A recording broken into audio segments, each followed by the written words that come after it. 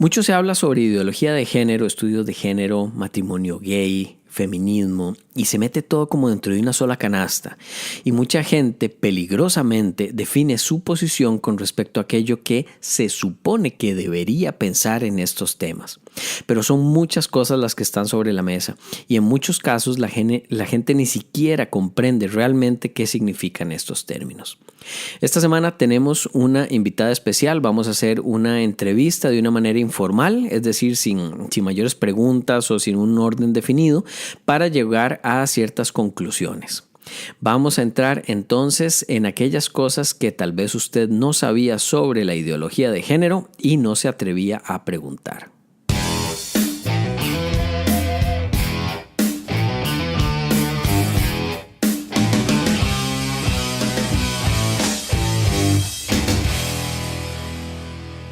Buenos días, bienvenidas a atheos.me. Hoy tenemos una entrevista con Olivia Herrera, que es psicóloga, investigadora y con publicaciones en internet sobre estudios latinoamericanos con perspectivas de género.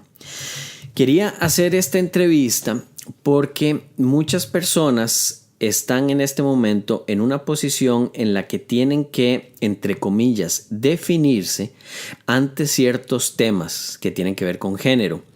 Hay gente que tiene que, en este momento, adoptar una posición binaria, que es lo que estábamos hablando ella y yo hace un poquito, entre o estoy a favor o estoy en contra. Y es para muchos muy peligroso decir que todavía no saben o que todavía están decidiendo.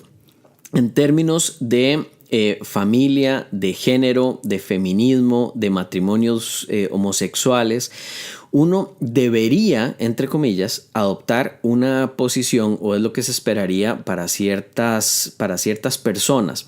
Y esto es muy peligroso porque en muchos casos todavía no hay información al respecto. Antes de entrar a la entrevista, yo nada más digo que yo no tengo una posición definida sobre muchos asuntos porque me parece que todavía no hay información como para decir que algo es de una forma o de otra. Pero bueno, muchas gracias, bienvenida. Gracias por invitarme. Y vamos a comenzar con un elemento que me parece que es muy importante porque mucha gente tal vez no se atreve a preguntar sobre algunos de estos temas y me gustaría dejar claro en qué consisten o qué significan.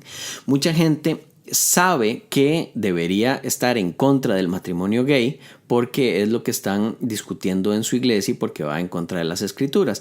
Otra persona sabe, y lo digo digamos entre comillas, que debería estar a favor del matrimonio gay porque es lo que hablan sus amigos y porque hay una mayor igualdad y etcétera. Y así con todos los temas que tienen que ver con sexualidad, feminismo, familia, etc.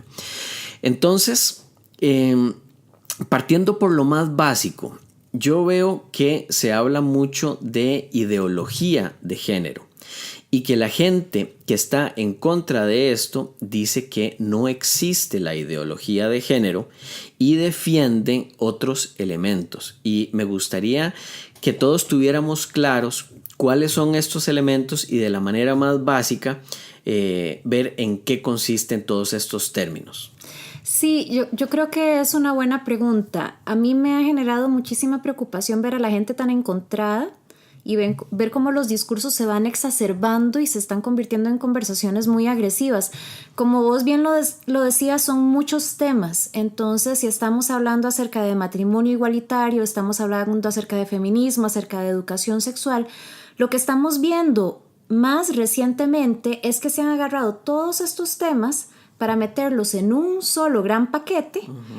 Desde mi perspectiva se le ha mal llamado ideología de género, donde todas las posturas de los diferentes grupos o bandos, entre comillas, son ideológicas de por sí. Y creo que cada uno de los grupos siente que el otro está atentando contra lo que es normal y sano. Y eso me parece peligroso. Perdona, un paréntesis con respecto a lo que es normal. Lo normal me parece que te referís al término, digamos, estadístico de la norma, lo que se plantea como la base. ¿correcto? Sí, a ver, desde la perspectiva conservadora hay mucho temor de que se va a perder la familia como se ha entendido, partiendo de que la familia tradicional, papá, mamá e hijos, es la más representativa, es el ideal y está en peligro. Yo me cuestiono esas tres afirmaciones, pero ese es el temor de que eso es lo normal y lo sano y se puede perder. Pero ya tenemos información estadística de estudios que demuestran si esto se pierde o no se pierde, ¿correcto? Bueno, hemos sabido que este modelo de familia no es el representativo de la mayor parte de las familias, estadísticamente hablando. Familias monoparentales, familias donde los niños y niñas se educan con tíos o con abuelos, familias de padres o madres homosexuales que crían a sus hijos, también son una representación de la población. Entonces, no es tan cierto que papá, mamá e hijos es lo normal en términos de cantidad. Pero entonces el discurso se ha venido modificando a decir, bueno, tal vez no sea lo mayoritario, pero es lo ideal. Es lo ideal. A mí yo separaría esto en dos casos. Yo recuerdo cuando yo era creyente que la familia tenía que ser el papá, la mamá y el hijo. Y que todos en aquel entonces, los adoptados por parejas homosexuales iban a ser engendros del demonio que iban a estar violando y pintándose y poniéndose plumas y bailando por las calles. Y lo que nos dicen los estudios es, digamos, que ya hay suficiente tiempo transcurrido como para saber qué es lo que pasó con estos niños. Y el resultado es claro. Son niños que son mucho más empáticos, son más respetuosos con otras posturas, y esto es algo que no sale muy a la luz. Y por otro lado, en lo que es familias heterosexuales, hay muchos creyentes, y es lo que yo hubiera dicho en aquel entonces, que es cierto, hay parejas divididas, se crían con los tíos, con la abuelita, etcétera, pero se mantiene a nivel sexual lo que es la presencia de un hombre y una mujer, por lo menos para la primera etapa. Entonces, yo creo que realmente lo que estamos viendo es que no era tan necesario el que fuera este ideal, ¿correcto? Yo creo que el gran problema con plantearlo como un ideal es que establece un parámetro de superioridad. Y eso, en lugar de fortalecer a las familias que ya tienen esa constitución, lo que hace es generar inseguridad a todas las familias, que son muchas, que no la cumplen a cabalidad. Partamos de un par de cosas. Eso que mencionabas sobre niños o niñas que han sido criados por parejas homosexuales. Si vos te vas a fijar lo que mediatizan grupos conservadores o religiosos, ellos van a mediatizar y van a prestarle atención al niño o a la niña que sufrió abusos que es una dentro de mínima esa familia. Bueno, es que en los diferentes grupos de familias hay adultos que abusan de los niños de forma física, psicológica, verbal, sexual. No necesariamente la variable en juego fue la orientación sexual de los padres, sino el hecho de que hubo abuso. Si nos pusiéramos a ver en cuántas familias con padres que son parejas heterosexuales hay abuso en niños, pero las personas dirían, no, pero es que sean heterosexuales no tiene nada que ver con el abuso. Es que por ahí es donde hay que ver que la atención es relativamente selectiva. Por otro lado, se maneja mucho la caricatura de que el feminismo es una bandera de la guerra de los sexos, de hombres contra mujeres, donde eso en realidad está muy lejos de ser constructivo. Yo creo que podemos establecer que hay muchos modelos de familias diferentes y que tenemos una invitación muy fuerte a desarrollar masculinidades más libres y más sanas que le permitan a los niños y a las niñas tener la presencia de su papá cuando eso es posible. Eso no significa que eso sea solo posible donde papá y mamá están casados. Eso puede ocurrir también en el caso de parejas divorciadas o de padres solteros o de niños que vivan con sus abuelos.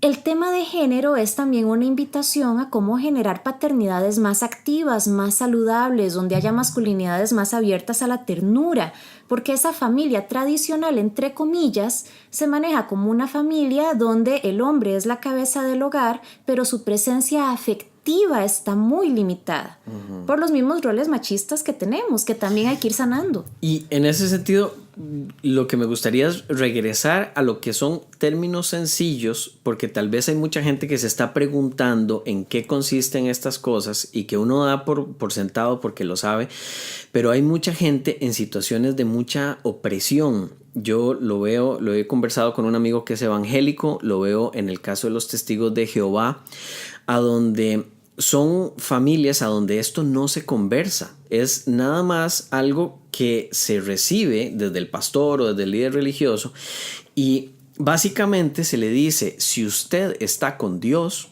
debe pensar esto y esto, porque eso es lo que dice la Biblia.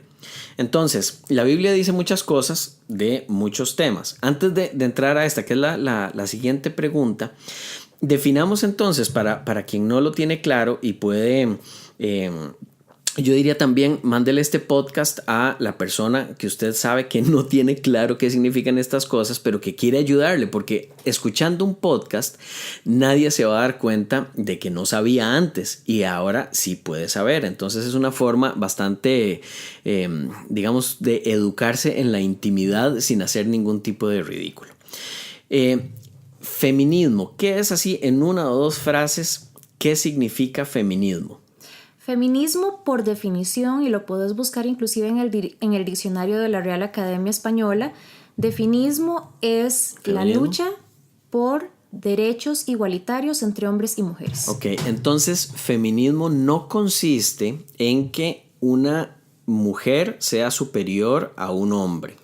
No, a ver, esta frase que te voy a mencionar no aplica solo para temas de feminismo, aplica para muchos y la he tratado de rastrear.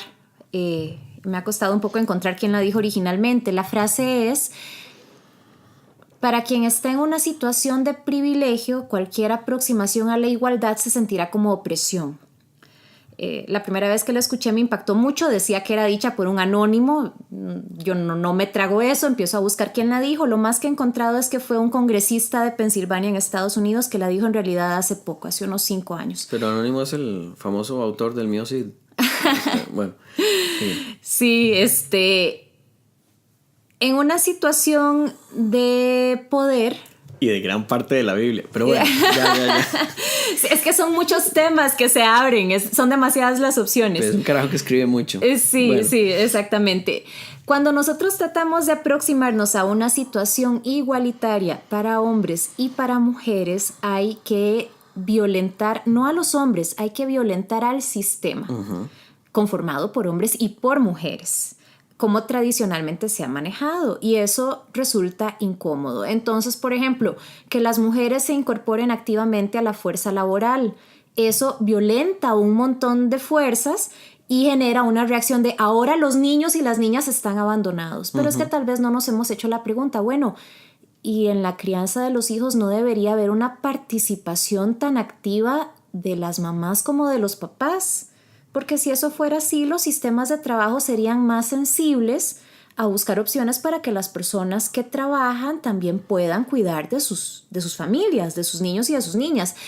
Pero el tema del cuidado de los hijos se plantea como un problema de mujeres, ¿verdad? Y al ser un problema de mujeres se pueden caer en situaciones de discriminación, como que a una mujer no se le contrate en un trabajo porque tiene familia o se le pague menos porque va a rendir menos que un hombre que igualmente tenga hijos, pero que no tiene que dedicarse tanto. Entonces, cuando se empieza a buscar desde lo feminista estas condiciones de igualdad, que ahora te doy ejemplos de lo laboral, pero alguna vez fue una situación de votar por el presidente de un país, o que una mujer pudiera ser la presidenta de un país, cuando empezamos a luchar contra todo este tipo de cosas, hay toda una incomodidad generalizada de atentar contra el sistema que se consideraba normal y bueno. Lo veo yo. Si tuviéramos un jarro a donde hay agua y aceite, el aceite obviamente toma la parte superior del jarro. Si pusiéramos una línea a donde quisiéramos que fuera el 50% de cada uno, entonces diríamos que hay igualdad. Si empezamos a meter más agua, obviamente el nivel del agua va a ser superior Y entonces tendríamos que hacer una de dos cosas, o aumentar la de aceite o quitar el agua. Pero lo que estamos haciendo no es ir en contra del agua, sino es querer llegar a la misma línea. Pero para hacerlo hay que violentar una parte del contenido de tal forma que los hombres puedan verlo y las mujeres puedan verlo como que se está en contra del agua o en contra del machismo, cuando realmente es nada más un elemento de carácter indirecto en lo que realmente se quiere, que es llegar otra vez a la línea media. Que es llegar a un equilibrio. A ver, te lo pongo como un ejemplo un poco diferente. Imagínate que vos estás tratando de que en una bandeja una bolita se mantenga en el centro. Vos pensás que si pones la bandeja en el suelo y no le empujas o no le pones ninguna cuña, ya la bolita se quedará en el centro, pero el suelo está inclinado. Entonces necesitas buscar algún tipo de adicional. Ahora, el tema que nos abre es el tema de acción afirmativa, no solo en el caso de hombres y mujeres, sino inclusive en el caso racial. Y hay muchas personas a favor y en contra de la acción afirmativa, donde lo que dicen es, bueno, ya entendemos lo suficiente acerca de estas problemáticas sociales, pero no podemos renunciar a la meritocracia. Las personas tienen que ganarse los puestos por méritos, no porque sean una minoría a la que hay que darles campos. Y yo puedo entender esa postura. Sin embargo, vos mencionabas ahora más temprano que vos todavía no tenés una postura definida sobre estos temas. Sobre algunos de estos temas. Sobre algunos. A mí me parece que en realidad esa es la postura más sana. Yo creo que más que tener las respuestas, lo que hay que hacerse es las preguntas correctas y continuar haciéndose las preguntas correctas. Si me preguntas a mí, como yo, acerca de acción afirmativa, yo te diría que yo todavía no sé. Pero trato de entender mejor, quiero entender mejor. Si no tenemos acción afirmativa, por naturaleza, entonces vamos a regresar a que solo las personas con ciertos privilegios lleguen a ciertos escaños. ¿O será que la meritocracia por sí misma cobra fuerza? Lo que pasa es que las relaciones de poder tienen su propia inercia, se manejan con su propio impulso, y cuando uno trata de cuestionar ese sistema o de violentarlo, las personas lo ven a uno como una amenaza. Entonces te tachan con calificativos, sienten que uno lo que está haciendo es rompiendo con lo conocido, que se va a perder ese pasado que era mejor. Es muy fácil desde una posición de poder. Para ejemplificar tal vez con una analogía similar a la del aceite o la de la bolita, si nosotros vamos hacia el norte en un camino, lo que ha pasado durante mucho tiempo es que el machismo ha desviado esto hacia la izquierda y en este momento no vamos al norte, vamos al noroeste. Y lo que queremos es regresar al norte desde un punto de vista de igualdad. Pero cualquier esfuerzo que se haga para voltear la nave o el carro, que no dije al inicio de qué se trataba, pero cualquier intento que se haga para ir de nuevo a la derecha y regresar al norte va a verse como violencia. Ahora, lo que a mí me parece es que desde una postura de poder como la que ha tenido la iglesia y los partidos políticos durante mucho tiempo, que han sido totalmente machistas, lo que ha pasado es que la gente que ha nacido en estas generaciones ve como normal o ve como lo correcto ir al noreste, porque le han vendido la idea de que están yendo al norte. Okay. Y cuando hay que doblar a la derecha para volver a encauzar el rumbo, entonces se siente como que se está saliendo de lo que es bueno para la familia, de lo que es el mandato de Dios. Y en ese sentido también hay mucho apoyo en las escrituras, que era algo que conversábamos. Y vos hablabas de la esclavitud como un ejemplo de algo que en su momento se vio normal.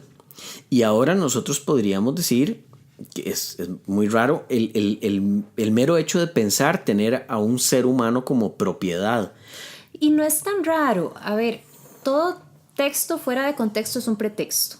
Y utilizar textos que la gente valora como sagrados es el mejor pretexto de todos.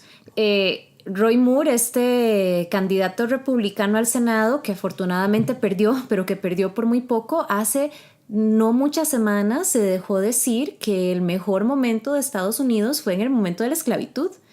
Entonces, no es que el tema ya quedó superado. En ciertos lugares, tal vez no en un contexto latinoamericano como el nuestro de la misma manera, pero en ciertos lugares todavía el tema racial está muy álgido, muy fuerte. En tiempos previos a la guerra civil en Estados Unidos, la forma en la que las personas defendían mantener el sistema con esclavitud era a través de versículos bíblicos. Lo que es interesante es que en la actualidad se habla acerca de los roles de hombres y mujeres, donde personas de grupos cristianos que yo conozco dicen es que yo creo que son iguales en dignidad, pero sí tienen roles definidos, roles claramente definidos, y se basan mucho en este capítulo del libro de Efesios 5. Dice, mujeres, sujétense a sus esposos como al Señor, sométanse a sus esposos como al Señor. Sin tomar en cuenta que en ese mismo capítulo también dice esclavos, sométanse a sus amos. Pero un versículo que está un poco más adelante ya se considera descontextualizado, mientras que el otro sí se considera el modelo de Dios para la familia. Y esa es la expresión que se usa, el modelo de Dios para la familia. Y siento que es, disculpando la expresión, pero me parece que es hacer juego sucio. Porque entonces, en lugar de pensar en los temas que tienen que ver con género y con convivencia justa, en lugar de verlo como un montón de temas que cada quien necesita poder ir discerniendo, se convierte en una cuestión partidista. O estás conmigo o estás en mi contra. Ese comportamiento, para cualquier tema, el creyente dice que toma su moral de la Escritura, cuando realmente lo que hace es tener una moral y adecuar la Escritura, sacando los pedacitos que le convienen para que esté de acuerdo con lo que esa persona está pensando en ese momento. Eso se hace con pinzas mágicas, y si yo estoy a favor de la esclavitud, por ejemplo, puedo sacar con pinzas todas aquellas partes de la Biblia que a mí me sirven porque defienden la esclavitud.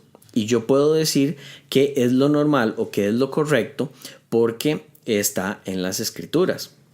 Si eso se hace en este momento, alguien podría decir, no, es que hay que verlo en contexto. Yo me imagino en qué contexto el Dios Jehová permitió que se escribiera que alguien podía tener a otra persona en propiedad.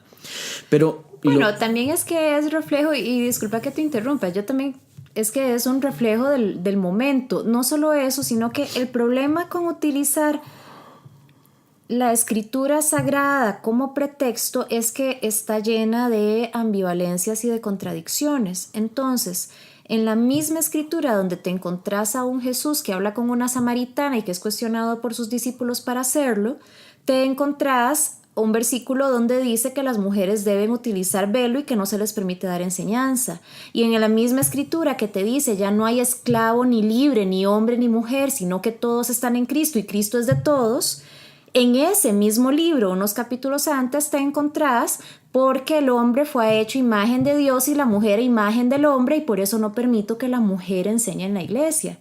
Y es lo que está usando, me parece, en este momento toda esta cúpula, que lo que plantea es que todos estos términos, todos estos temas sobre género están defendidos por las Sagradas Escrituras. Y entonces pones a las personas las acorralás en una situación vulnerable donde las pones a no estar en contra de lo más sagrado que tienen, que es su fe. Y a mí me parece que eso es mercadear con la intimidad de la gente. Eso, sí, a mí me parece que es inmoral totalmente, en el sentido de que, siendo que un pastor o un sacerdote o un líder religioso puede encontrar en la Biblia aquellos pasajes que le convienen para seguir cierta agenda, lo que hace es decirle a gente que está en una posición de recepción de conocimiento, que lo vea él como la cabecilla, y está aceptando que lo bueno y que lo correcto sea lo que dice ese líder religioso, porque sabe más que uno. Y una persona que no tiene el tiempo o que no tiene la capacidad como para cuestionarse ciertas cosas, va a dejar que ese líder religioso decida por él o por ella en ciertas cosas de su vida. Pero sí, el problema es que en la Biblia cualquier posición puede ser, se puede decir que es avalada por la Biblia. Claro, lo que pasa es que no estamos hablando solo de la Biblia, sino que estamos hablando de enseñanza institucional. Entonces, por ponerte un ejemplo, ¿cuál es la gran polémica que hay acerca de la educación sexual? No solo en los países de América Central, sino en países de Sudamérica, inclusive en España hay muchísimo movimiento a favor y en contra de la, insisto, mal llamada ideología de género. Termina y regresamos a lo que es la ideología de género. Es hablar acerca de cuál es la educación que le vamos a dar a niños y niñas. Yo, de nuevo, creo que más que el asunto de colocarse en una posición binaria es continuar haciendo las preguntas que nos ayuden a buscar una mejor comprensión de lo que pasa. Yo te mencionaba más temprano que me preocupa que una excesiva apertura al cuestionamiento transgénero exponga a niños, a niñas o adolescentes a empezar a utilizar hormonas siendo muy jóvenes y que eso más bien alimente la industria farmacéutica. ¿Y eso le sirve a la industria farmacéutica? Es que es alimentar poderes económicos. Sí, y el problema es que a nivel farmacéutico, y esto se da, la suciedad que existe en la industria farmacéutica, yo creo que solo es superada por la que existe en los bancos y en las iglesias. No hay industrias tan sucias como la farmacéutica. Y lo que va a empezar a ofrecer es un montón de soluciones bajo una agenda de no lo que es mejor para la gente. Esto no le interesa a la industria farmacéutica si no tiene utilidades. Es qué es lo que tiene utilidad y que la gente vea como qué es lo mejor para ellos. Y que ya lo vemos en todo lo que es el mercado psiquiátrico, ¿verdad? Desde donde yo trabajo con las ciencias de la salud y sé que algunas personas sí necesitan tratamiento psiquiátrico farmacológico y que es bueno y sano, pero hay un abuso que se da en niños o en niñas, por ejemplo, que se les dé mucha Ritalina, Concerta, todo esto. De pronto con el mercado de las hormonas, que no significa que un niño, una niña, un adolescente con cuestionamiento transgénero no deba crecer en un ambiente libre de violencia y no tenga que haber un sistema que le proteja, porque es una población claramente vulnerable. Nada más para terminar, ese cuestionamiento está sobre la mesa. Sobre el mismo tema, la gente dice, ¿no será que toda esta lucha es para alimentar la industria del aborto y poder vender mucho más equipo médico para hacer más y más abortos? La gente se hace esas preguntas. Yo creo que es válido hacerse esas preguntas. Son válidas, claro. Pero el otro extremo es entonces, no demos educación para la anticoncepción porque la vida es sagrada desde la concepción. Entonces ahí nos vemos en una situación donde un seguro social público ofrece métodos de planificación para mujeres adolescentes y la iglesia se pronuncia en contra. Y las familias que se adhieren a la iglesia dicen, sí, entonces mi hija no puede hacer esto. Y exponemos a menores de edad a situaciones de riesgo social, como es el embarazo adolescente, con tal de no atentar contra lo que se dijo desde el púlpito que es malo. Ahora, claramente, la posición de la iglesia ante los temas que tiene que... Bueno, yo no entiendo la obsesión que siempre he tenido con el sexo, pero claramente es una posición anacrónica en el sentido de que lo que se está haciendo es, tal como lo dice Hitchens en un debate contra un cardenal, en África el SIDA es malo, pero no tan malo como el hecho de usar condón. Entonces se prefiere que la gente muera de SIDA antes de entrar a darles un condón. Y bueno, todo esto por supuesto puede ser debatido. Ahí está todo lo que ha escrito Ratzinger al respecto y todas las posibilidades que tiene la gente para... Pero el tema es que se va politizando. Entonces vos podés encontrarte a familias profundamente católicas y practicantes, pero que han decidido que utilizan anticonceptivos o que utilizan preservativo y sin embargo ahora sí se les invita a marchar por una posición política en contra de ciertas guías de educación y ya se les acorrala a decidir, no solo a decidir con respecto a estos temas, sino en agenda política, a entonces no votar por cualquier político, aunque sea la persona más afín a sus preferencias políticas, sí atenta contra este tema que ya tiene una connotación religiosa fundamental. Ok, y ahora regresando, ¿qué es lo que me parece que sería positivo en esta conversación, o más positivo? Hemos ido como en ciertos temas, abarcando ciertos temas, pero me gustaría como regresar a aquello que la persona que no sabe sobre muchos de estos temas se está preguntando. Y para esto me gustaría definir muy claramente la posición que tienen los que están a favor y en contra de esta llamada ideología de género. Entonces, regresar un poquito a qué es ideología de género y por qué se le llama así, y ver cuáles son los dos bandos y cuáles son las 2, 3, 4 cosas que defienden cada uno de ellos, así como en cortito, para poder cerrar lo que es la parte de las definiciones. Ok. Desde la definición, tal vez para aclarar, yo lo que voy a definir son los dos extremos, entendiendo que el riesgo simplista es pensar que entonces esas son las dos opciones que existen. Hay muchas en el medio que están invisibilizadas, ¿verdad? Y que tienen un poco de cada una y que se cuestionan. Desde la parte del no a la ideología de género, lo que esta postura extrema propone es que los hombres y las mujeres son hombres y mujeres heterosexuales biológicamente definidos y que eso no debe ni cuestionarse, ni atacarse, ni atentar contra ello, y que el modelo de familia de papá, mamá e hijos es el modelo de Dios, que debe considerarse como el ideal, protegerse a toda costa y manejarse como superior a cualquier otro modelo, especialmente cualquiera que contemple la posibilidad de una pareja con orientación homosexual. Entonces, eso es lo que se defiende desde el no a la ideología de género. Desde la parte la mal llamada ideología de género. Ellos le llaman ideología de género, entonces su movimiento es como no a la ideología de género, sí. ¿Verdad? Me hace gracia, hace poco fui a ver La Guerra de las Galaxias y una de las cosas que decían es: no ganaremos luchando contra lo que odiamos, sino defendiendo lo que amamos.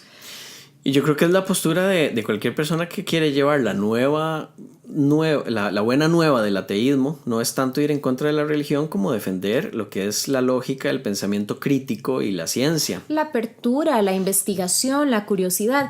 Pero desde este movimiento... Okay, regresando, sí. Ellos hablan así de que es un movimiento para defender la familia tradicional. Ahora, nunca se ha cuestionado ilegalizar el matrimonio heterosexual. Eso nunca se ha planteado.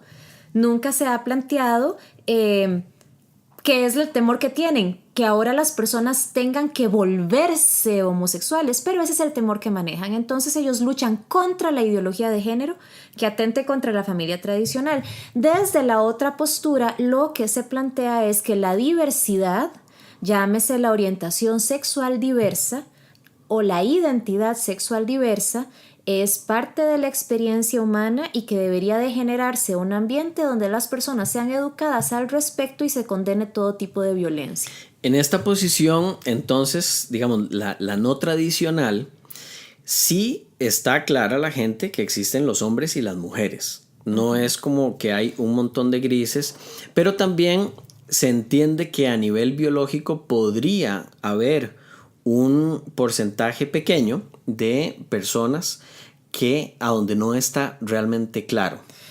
El sexo biológico, esto va a sonar redundante, pero hay que caer en las redundancias, ¿verdad? El sexo biológico está biológicamente definido. Existen personas intersexuales donde desde la biología hay una ambivalencia, cuentan con caracteres sexuales tanto de hombres como mujeres. Es una situación biológica, es una situación innata.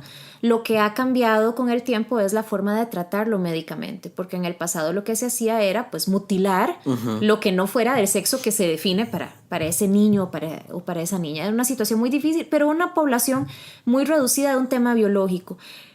El otro tema es la diversidad en la identidad sexual en personas que sí tienen un sexo biológico claramente definido, pero que su identidad de género corresponde más con lo masculino o con lo femenino. Entonces, hay hombres, mujeres y personas que nacen con ciertas características que son de ambos. Yo lo que te diría es... Sí, perdón. No, yo lo que te diría es que las personas se cuestionan mucho si esto es algo que se podría aprender en la escuela. A eso voy. Como primer punto, hay hombres y mujeres, eso está claro. Eso está claro. Y gente que nace con ciertas características, los llamados aberraciones de la naturaleza por parte de ciertos evangélicos. Pero digamos que hay hombres y mujeres. En inglés le dirían outliers o fuera de serie, personas que de pronto son como la variación. Ok. Ahora, independientemente de esto, lo que dice este grupo es que uno tiene una inclinación hacia un lado o hacia el otro o hacia el otro. Digamos que es independiente de lo que es el sexo, ¿correcto? Uh-huh. Entonces, lo que defiende esta posición es que independientemente de que yo sea hombre o mujer a nivel sexual, mi género podría ser distinto o que no sea de relación de uno a uno o el que mismo. No coincida. Que no coincida con el que se supone que es el que me da mi sexualidad. Correcto. Ahora, nuevamente, los extremos son muy peligrosos. Entonces las personas dicen, es que uno nace hombre o mujer y ahora resulta que uno puede escoger el género. Bueno, entendamos a qué nos estamos refiriendo con género.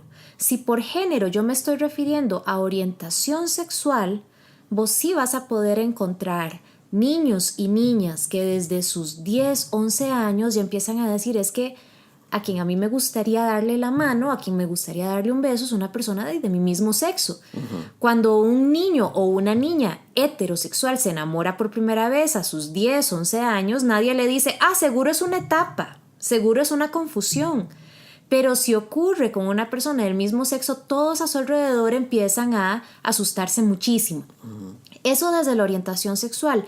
Ahora, por otro lado, desde el tema de la identidad sexual, también hay que ver qué estamos entendiendo por género, si lo estamos entendiendo desde los roles más caricaturizados, entonces que niños o niñas quieran jugar con juguetes que más bien se le atribuyen más al otro sexo.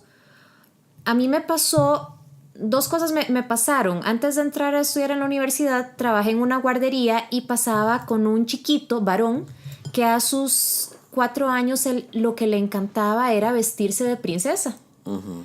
Y bailar como princesa y decir que él era Cenicienta. Y bueno, yo sin haber estudiado todavía y los diferentes profesores que estábamos ahí, realmente no sabíamos bien qué hacer con eso.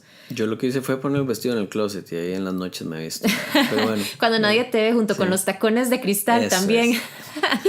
Sí, es que es difícil. ¿Qué es lo que vos podés hacer para ayudarle a este niño a tener una infancia bonita?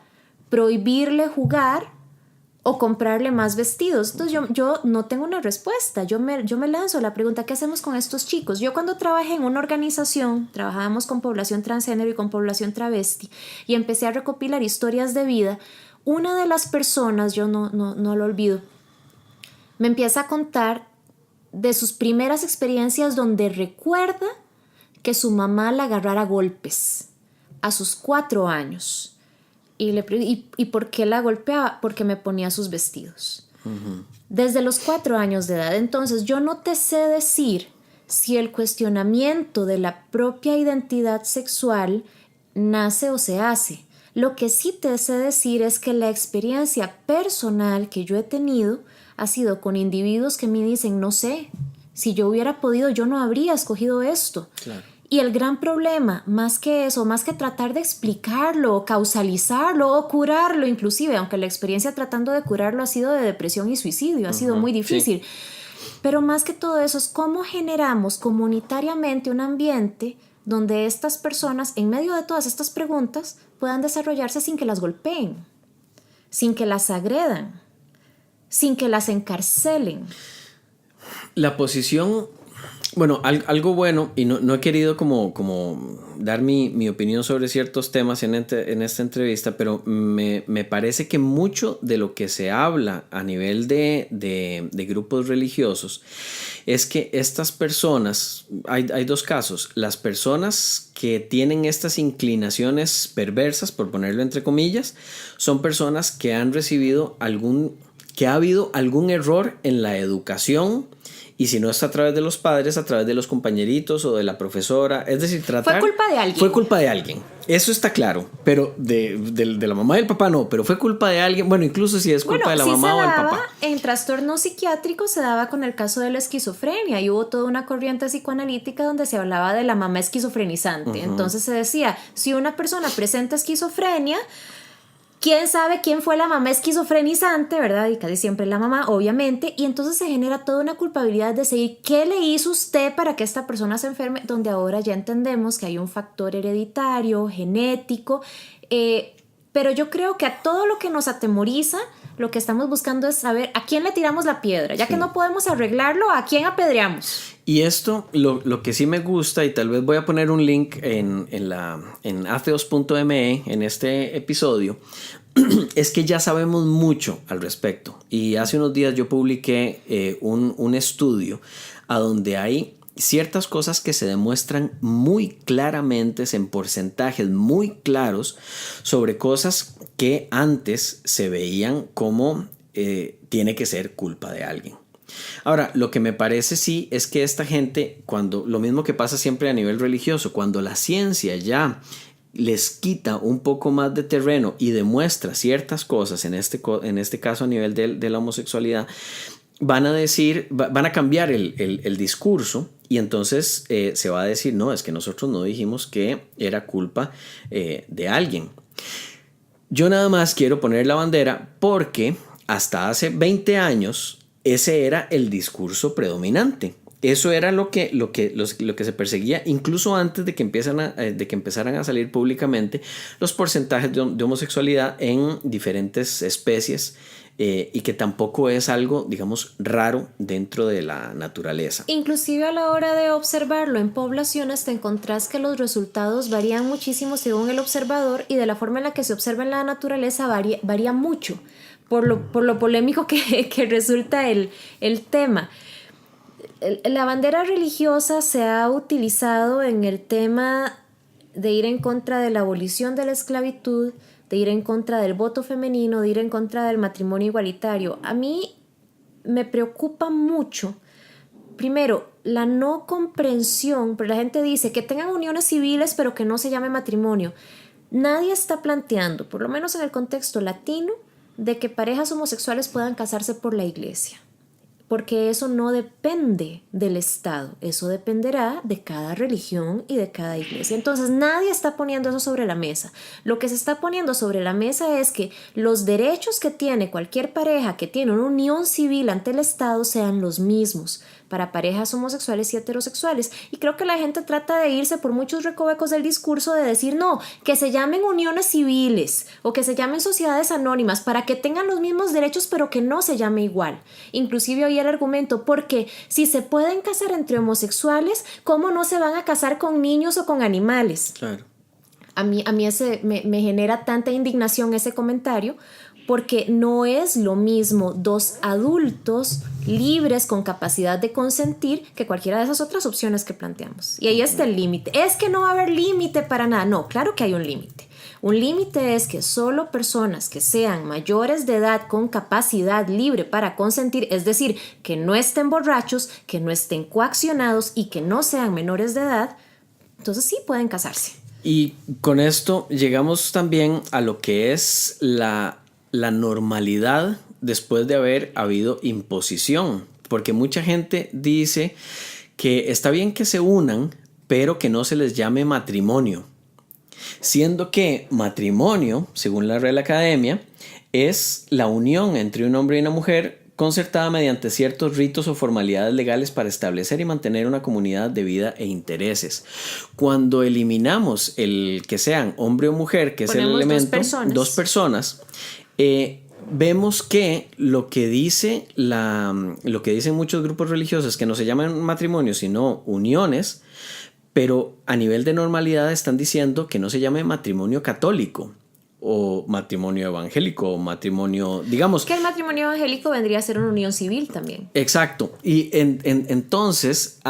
El apoderarse, este es el punto en cuestión, el apoderarse de la palabra matrimonio a nivel histórico hace que se pierda de vista qué es lo que realmente significa y yo lo adecúe a mi religión específica.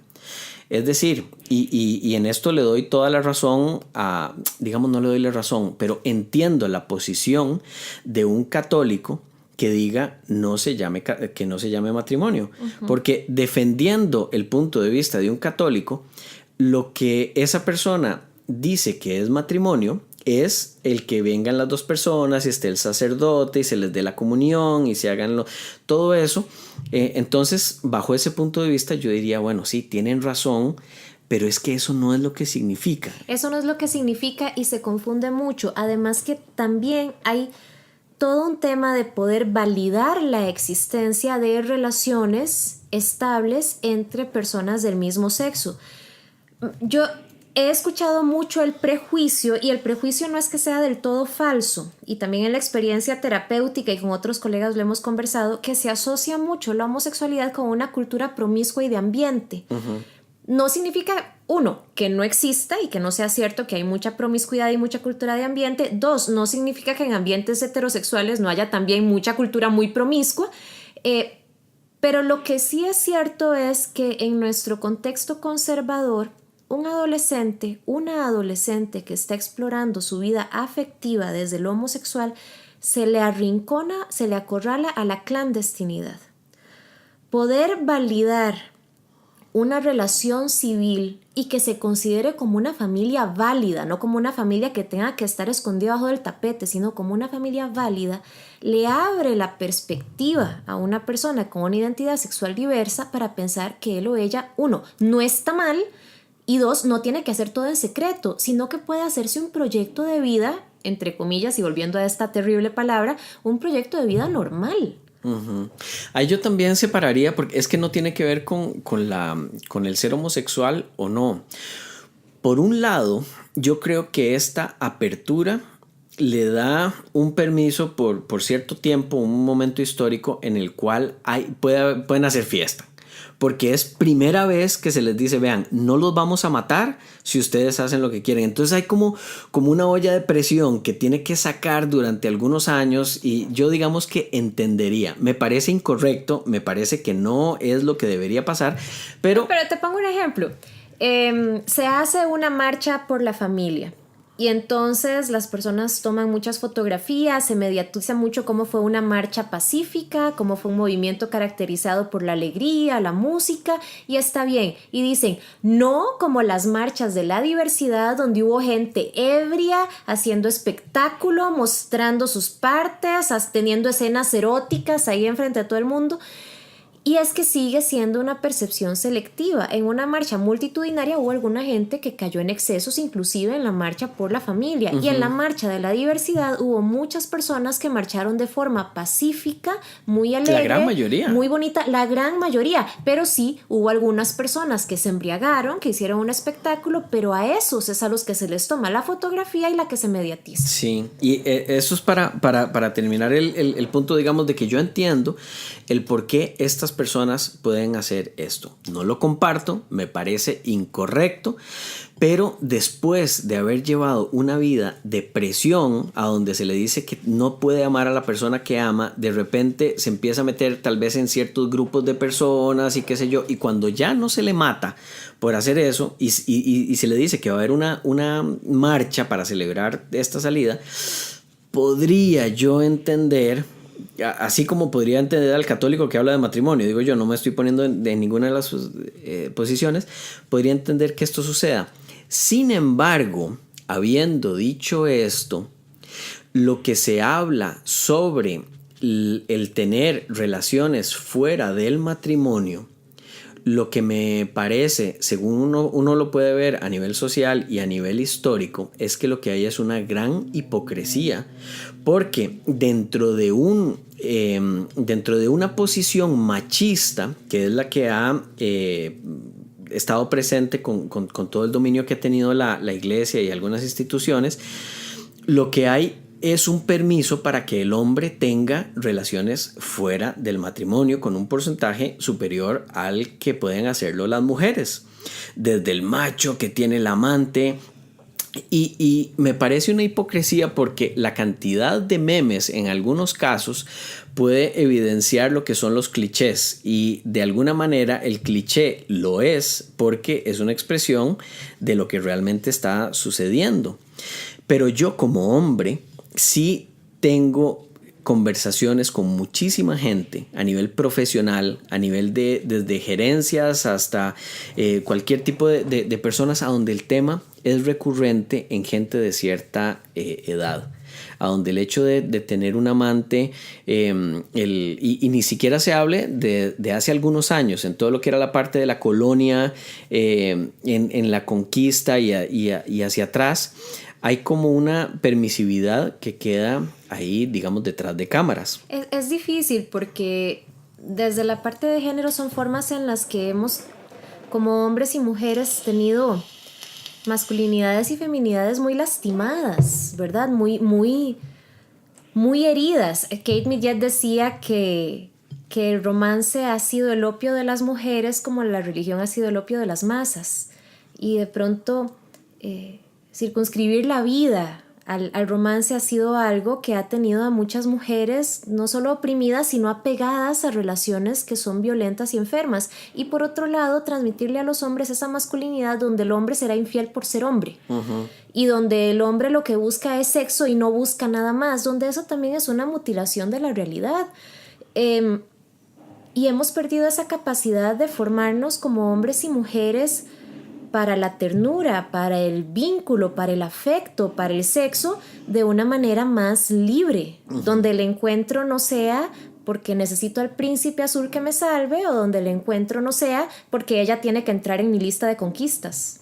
Y algo que tal vez no sepan algunos creyentes o personas que defienden este concepto de familia, es que la infidelidad es mucho menor en parejas homosexuales que en parejas heterosexuales. Yo hubiera creído lo contrario, por esto que hablábamos de que por fin tienen permiso y que se mueven en un ambiente donde, bueno, qué sé yo, pero cuando ya vemos los números nos damos cuenta de que las parejas heterosexuales, ya cuando son parejas, no hablo cuando uno está de fiesta, ahí me imagino que es una locura y que son números tal vez diferentes, pero no lo sé.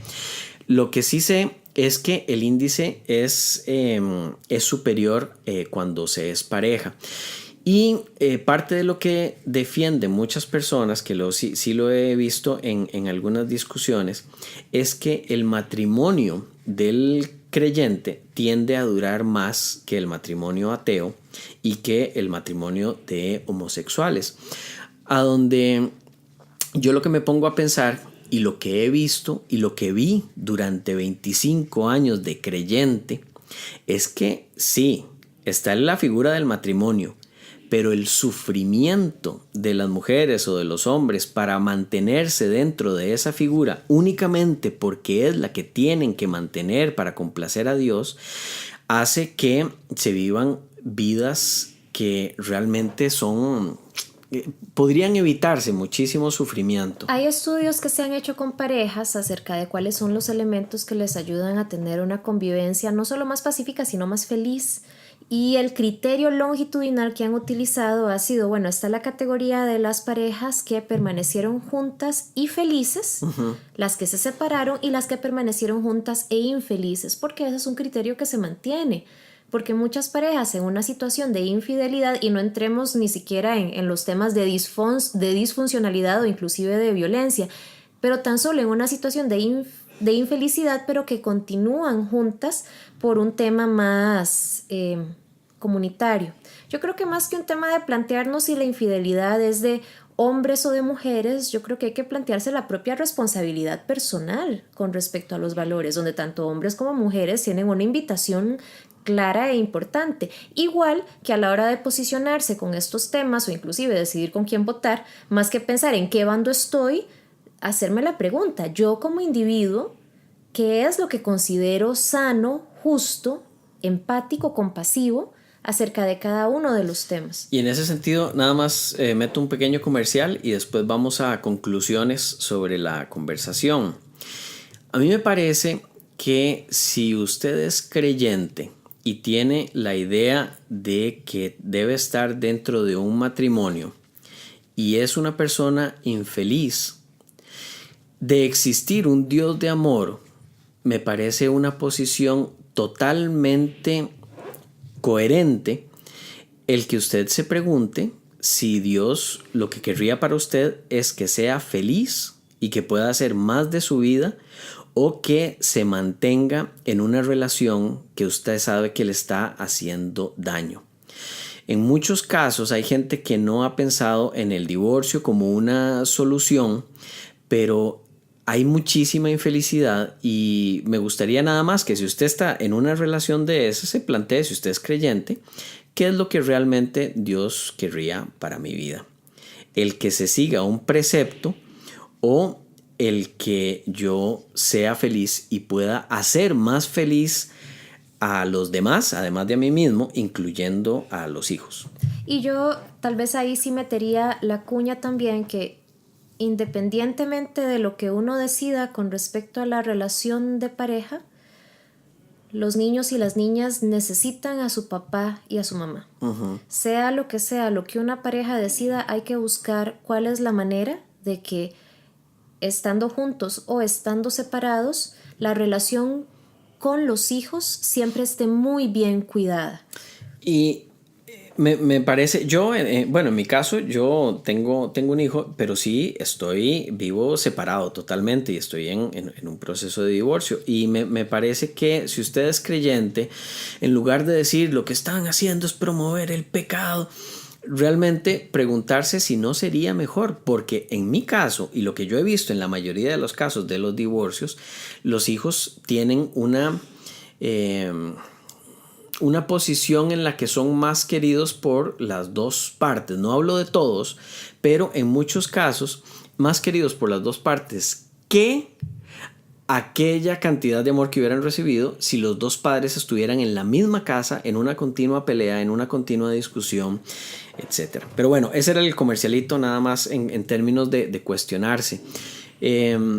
Conclusiones. La principal conclusión es que no hay dos bandos únicamente.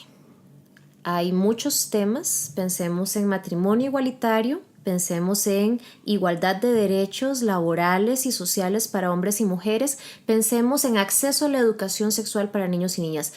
Digamos simplificando en esos tres, aunque hay más. Cuestiónese usted cada uno. Ahí yo lo separaría en dos. Primero, no tiene por qué ser binario el asunto de si estoy a favor o en contra de algo.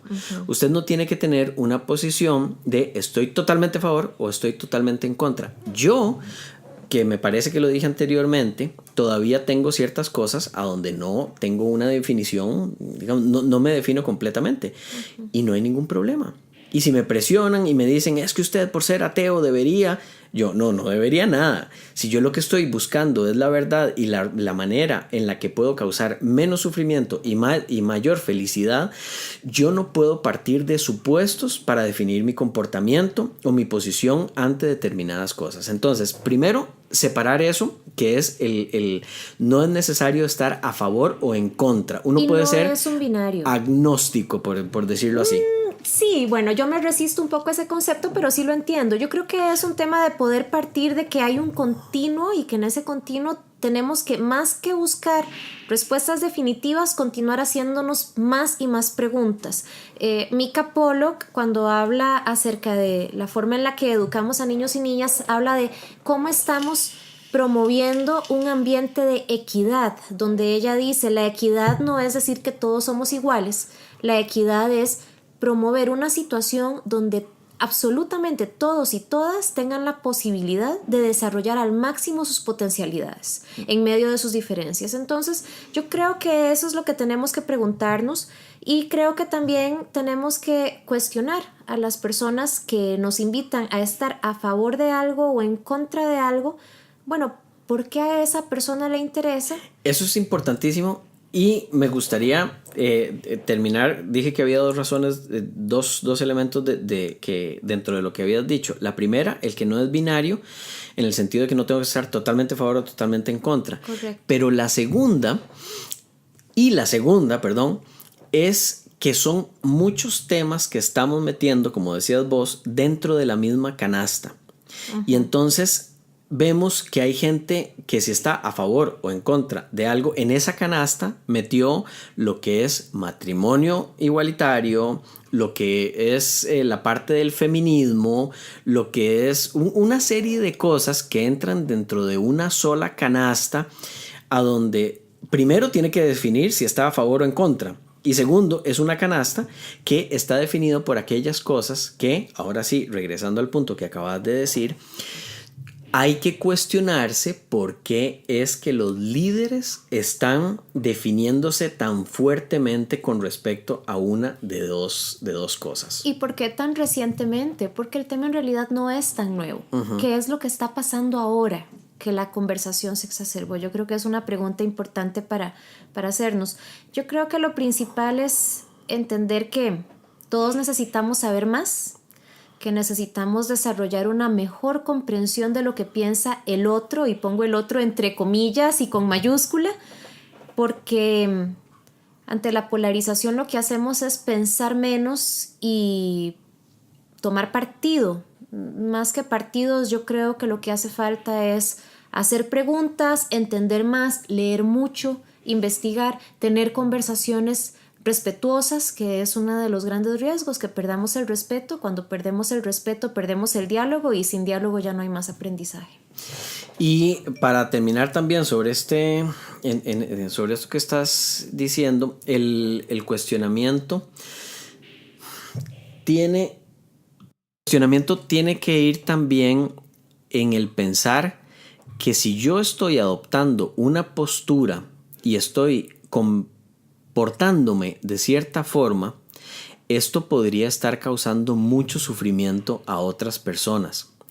Y yo digo, y por eso no adopto una postura definida en muchos de estos temas, hasta qué punto el que yo esté haciendo algo que me parece correcto sin saber si es verdadero o falso, hasta qué punto está teniendo un impacto en la vida de otras personas que van a estar sufriendo por mi posición. Entonces yo creo lo que decías de estudiar, de cuestionarse, de ver más sobre el tema, el que usted se autocalifique como católico, como evangélico o como ateo, no tiene ninguna relación con el hecho de que usted crea que hay cosas que son correctas, incorrectas, verdaderas, falsas, y que pueden ser cuestionadas por separado.